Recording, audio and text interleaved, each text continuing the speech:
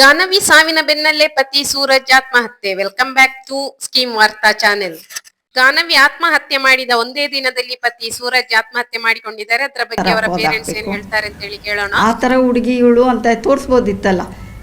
ಒಂದು ಹುಡುಗನ ಹತ್ರ ತಲೆ ಎತ್ತಿ ಮಾತಾಡ್ತಾ ಇರಲಿಲ್ಲ. ಕಾಲೇಜಲ್ಲಿ ವಿಚಾರಿಸಿ ಎಲ್ಲ ವಿಚಾರಿಸಿ ಅವ್ರು ಏನು ಅಪವಾದ ಹಾಕಿದ್ರು ಅವ್ರು ಸುಮ್ಮನೆ ಒಂದು ಇವಾಗ ರೀಸನ್ ಸಿಗ್ಬೇಕಷ್ಟೆ. ಆ ಥರ ಮಾಡಿದ್ರು. ಅವರು ಹೇಳ್ಬೋದಿತ್ತಲ್ಲ. ತಲೆ ಮರೆಸ್ಕೊಂಡು ಹೋಗೋದು ಏನಿದೆ, ನಮ್ಮಲ್ಲಿ ತಪ್ಪಿಲ್ಲ ಅಂದರೆ ಇವಾಗ ನಾವು ಮನೇಲೇ ಇದ್ದೀರ, ಅವ್ರ ಕಡೆ ಯಾರಾದರೂ ಬರಲಿ, ಅವ್ರು ಯಾಕೆ ಹೋಗ್ಬೇಕಾಯ್ತು ಮನೆ ಬಿಟ್ಟು? ತುಂಬ ಕ್ರಿಮಿನಲ್ ಜನ ಸರ್. ಎರಡು ಮುಖವಾಡ. ಆ ಥರ ಪ್ರಪಂಚಕ್ಕೆ ಇನ್ನು ಯಾರೂ ಬೇಡ. ಅವಳು ಬದುಕಬೇಕು, ನಂತರ ನೋವು ಅನ್ಭವಿಸ್ಬೇಕಷ್ಟೇ. ನಮಸ್ತೆ ಸರ್. ಮೀಡಿಯಾದವ್ರು ತುಂಬ ಸಪೋರ್ಟ್ ಮಾಡಿದ್ವಿ ನಮಗೆ. ಇಲ್ಲಾಂದರೆ ಅವ್ರಿಗೆ ಇದೆಲ್ಲ ಕಾಡ್ತಾ ಇರಲಿಲ್ಲ. ನಿಮ್ಗೆ ತುಂಬ ಥ್ಯಾಂಕ್ಸ್ ಸರ್. ಮೇಡಮ್, ಈಗ ನೀವು ನಿನ್ನೆ ಸಾಕಷ್ಟು ಆರೋಪ ಮಾಡಿದ್ರಿ, ಆದರೆ ಇವಾಗ ನಿಮ್ಮ ಅಳಿಯ ಅವರು ಸೂಸೈಡ್ ಮಾಡ್ಕೊಂಡಿದ್ದಾರೆ. ಏನು ಹೇಳ್ತೀರಾ ಮೇಡಮ್ ಈ ಥರ ಮಾಡ್ಕೊಂಡಿರೋದಕ್ಕೆ? ಏನು ಹೇಳೋದು ಸರ್, ಅವ್ರ ಅಮ್ಮ ಮಾಡಿರೋ ತಪ್ಪಿಗೆ ಮಕ್ಕಳು ಓದು. ನಮಗೆ ಅವರು ಸೂಸೈಡ್ ಮಾಡ್ಕೊಬೇಕು, ಅವ್ರಿಗೆ ಶಿಕ್ಷೆ ಕೊಡಬೇಕಂತ ನಮ್ಮಲ್ಲಿ ಏನೂ ಇರಲಿಲ್ಲ. ನಾವು ಅವ್ರ ಮನೆ ಹತ್ರ ತೊಗೊಂಡೋಗಿದ್ದು ಅವ್ರು ಮಾಡಲಿ ಕಾರ್ಯ ಬಂದು ಅಟ್ಲೀಸ್ಟ್ ಅವಳ ಮುಖ ನೋಡಲಿ ಅಂತ, ಅವಳಿಗೆ ನೆಮ್ಮದಿ ಸಿಗಲಿ ಅಂತ ಕರ್ಕೊಂಡೋದ್ವಿ. ಈಗ ಅವ್ರು ಸೂಸೈಡ್ ಮಾಡ್ಕೊಂಡಿದ್ದಾರೆ ಅಂದರೆ ನಾವು ಅವ್ರಿಗೆ ಆ ಥರ ಶಿಕ್ಷೆ ಆಗಬೇಕು ಅಂತ ನಾವೇನು ಅಂದ್ಕೊಂಡೇ ಇರಲಿಲ್ಲ. ಅವರಮ್ಮ ದನ ಪಿಶಾಚಿ, ದನ ವ್ಯಾಮೋಹ ಮೋಹಕ್ಕೆ ಮಕ್ಕಳನ್ನಿಬ್ಬರು ಅಮಾಯಕರನ್ನ ಬಲಿ ತಗೊಂಡ್ರು. ಇಬ್ಬರನ್ನೂ ತೊಗೊಂಡ್ಬಿಟ್ಲು. ಆದರೆ ಅವ್ರ ಅಮ್ಮ ಬದುಕಬೇಕು ಸರ್. ನನ್ನ ನೋವು ದೇವ್ರ ಹತ್ರ ಮುಟ್ಟುಬಿಟ್ಟೆ ಈ ಕೆಲಸ ಮಾಡಿದೆ. ಅವರಮ್ಮ ನಂತರ ಬದುಕಬೇಕು ಸರ್. ನನ್ನ ನೋವು ದೇವ್ರ ಹತ್ರ ಮುಟ್ಟುಬಿಟ್ಟೆ ಈ ಕೆಲಸ ಮಾಡಿದೆ. ಅವರಮ್ಮ ನಂತರ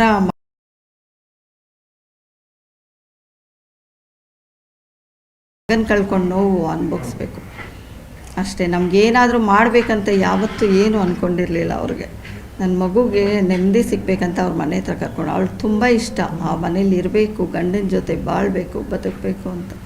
ಅಷ್ಟಕ್ಕೋಸ್ಕರ ತಗೊಂಡೋದ್ವಿ. ನಾವೇನಾದರೂ ಮಾಡೋಂಗಿದ್ರೆ ಅಲ್ಲೇ ಅವ್ರ ಮನೇನ ಎಲ್ಲ ಮಾಡ್ಬೋದಿತ್ತು. ಆದರೆ ಅಮಾಯಕ ಮಕ್ಕಳನ್ನ ಬಲಿ ತೊಗೊಂಡ್ಬಿಟ್ಲು ಮೇಡಮ್.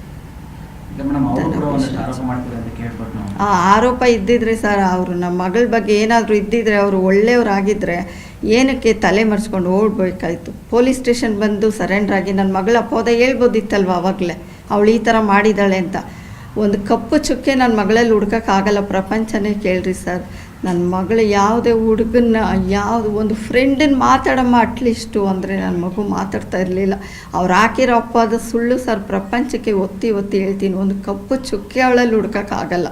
ಅವ್ರು ಈಗ ಅದೊಂದೇ ರೀಸನ್ ಅವ್ರಿಗೆ ಅಪವಾದ ಹಾಕ್ಬೇಕು, ನನ್ನ ಮಗು ಮೇಲೆ ಹಾಕ್ಬೇಕು. ಏನೋ ಒಂದು ನಮ್ಗೆ ರೀಸನ್ ಬೇಕಲ್ಲ. ಆ ಥರ ಹುಡುಗನ್ನೆಲ್ಲ ಲವ್ ಮಾಡಿದರೆ ನಾನೇನಕ್ಕೆ ಈ ಪಿಶಾಚಿಗಳು ಕೊಟ್ಟು ಮದುವೆ ಮಾಡ್ತಾಯಿದ್ದೆ? ಬಾಮ್ಮ ನೀನು ಚೆನ್ನಾಗಿರು ಅಂತ. ನನ್ನ ಮಗು ಒಂದು ಹುಡುಗನ ಹತ್ರ ಫ್ರೆಂಡ್ಸ್ ಹತ್ರ ಮಾತಾಡೋಕ್ಕೆ ಏನು ನಿನಗೆ ಅಂತ ನಾನು ಬೈತಾಯಿದ್ದೆ. ಆಚೆ ಹೋಗ್ತಾ ಇರಲಿಲ್ಲ ಸರ್. ಇನ್ನೋಸೆಂಟಾಗಿ ಬೆಳೆಸ್ಬಿಟ್ಟಿದ್ದೆ ನಾನು ನನ್ನ ಮಗುನ. ಅದೊಂದೇ ನಾನು ಮಾಡಿದ್ದು. ಬೋಲ್ಡಾಗಿ ಬೆಳೆಸಿದ್ರೆ ಇವತ್ತು ಅವಳು ಸಾಧನೆ ಮಾಡಿ ಬರ್ತಾಯಿದ್ಲು. ಬಿಡಮ್ಮ, ಯಾವನು 2 ತಿಂಗಳಿಂದ ಬಂದ, ನಾನು 26 ವರ್ಷ ನಿನ್ನ ಸಾಕಿರೋದು ಅಂತ ಹೇಳಿದೆ. ಮಮ್ಮಿ ಮರ್ಯಾದೆ, ದೊಡ್ಡ ಫ್ಯಾಮಿಲಿ ಸರ್ ನಮ್ಮದು ಊರಿದು. ಮರ್ಯಾದೆ ಹೋಗ್ಬಿಡುತ್ತೆ. ಅಂಕಲ್ಗಳದ್ದು, ಚಿಕ್ಕಪ್ಪ ಅವ್ರದ್ದು, ತಾತ ಅವ್ರದ್ದು, ಎಲ್ಲರದು ಮರ್ಯಾದೆ ಹೋಗುತ್ತೆ. ನಾನು ಡಿವೋರ್ಸು ಮತ್ತೆ ಮದುವೆ ಅಂದರೆ ನಮ್ಮ ಮರ್ಯಾದೆ ಹೋಗುತ್ತೆ ಊರಲ್ಲಿ. ಮರ್ಯಾದೆ ಗಂಜಿಬಿಡ್ತು.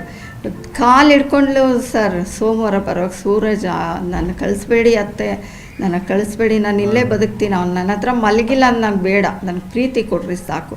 ಅಮ್ಮ, ನಾನು ಪ್ರೀತಿಯಿಂದ ಬದುಕಿದ್ರೆ ಅವರೇ ಒಂದು ಸಲ ನನ್ನ ಮೇಲೆ ಕರುಣೆ ಬರುತ್ತೆ.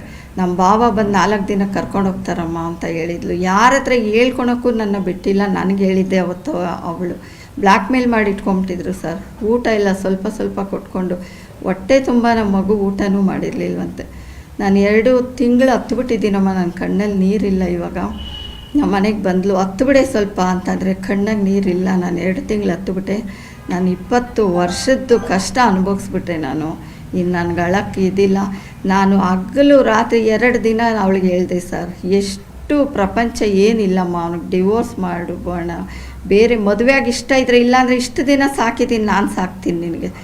ಆಗ ಅವಳು ತುಂಬಾ ನೊಂದುಬಿಟ್ಟಿದ್ಲು ಸರ್. ತುಂಬ ನನ್ನ ಮಗಳ ಹತ್ರ ಒಂದು ಕಪ್ಪು ಚುಕ್ಕೆ, ಅವ್ರು ಏನು ಅಪವಾದ ಹಾಕಿದ್ರು ಇವಾಗ ಕಪ್ಪು ಚುಕ್ಕೆ ಹುಡ್ಕೋಕ್ಕಾಗಲ್ಲ ಸರ್. ಅಂಥ ಮಗು ಇನ್ನು ಯಾವ ದೇವ್ರ ಹತ್ರ ಹೋಗ್ಬಿಟ್ಲು. ಇನ್ನೊಬ್ರಿಗೆ ಇರೋದು ಇಲ್ಲ, ಇರೋಕ್ಕೆ ಚಾನ್ಸು ಇಲ್ಲ. ನನ್ನ ಮಗಳು ಅಷ್ಟು ಪ್ಯೂರಾಗಿ ಬದುಕ್ತಾ ಇದ್ಲು. ಎಷ್ಟು ಒಂದು ನಿಮಿಷ, ಗಂಡ ಹೆಂಡತಿ ಮಧ್ಯೆ ಇದ್ದ ಸಮಸ್ಯೆ ಏನು? ನಿಮ್ಮ ಹತ್ರ ಏನು ಹೇಳ್ಕೊಂಡಿದ್ರು? ಅದೇ ಅವಳು ಸಮಸ್ಯೆ ಅಂದರೆ